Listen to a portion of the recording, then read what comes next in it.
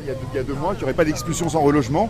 Est-ce que vous avez entendu au même moment la Croix-Rouge, qui fait partie du collectif, qui disait « Nous, on va expulser 500 personnes qui sont hébergées de nos centres d'hébergement ».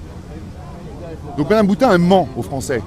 Et elle ment aux Français parce que les Français sont ignorants sur cette question. Et pourquoi les Français sont ignorants sur cette question? Parce que vous, les médias, mine de rien, eh ben, vous n'êtes pas au rendez-vous. Vous faites le coup du marronnier en hiver. Tous les hivers, c'est la même histoire. Alors heureusement qu'on a sorti les tentes pour qu'on en parle de cette question.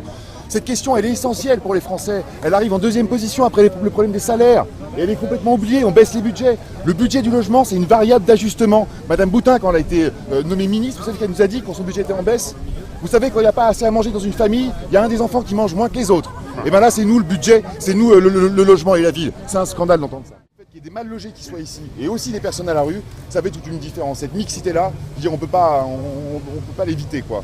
Donc ça va être un endroit où on va prendre la parole, où on va se battre pacifiquement et encore une fois, essayer de faire en sorte que ce dossier-là soit dangereux électoralement, parce qu'il faut arrêter de surfer sur l'ignorance du grand public et de faire des effets d'annonce, et finalement on baisse les budgets et on fait n'importe quoi et on joue sur une image de bonne maman là, qui est de bonne foi et enfin, moi ça me...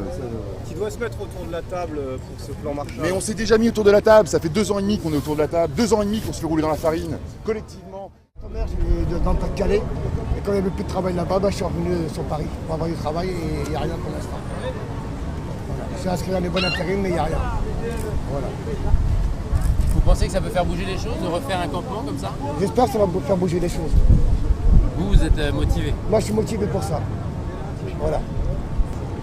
Parce qu'il faut que ça bouge quand même, parce qu'il y a beaucoup aussi des gens qui sont expulsés, tout ça, et ils n'ont pas de domicile non plus.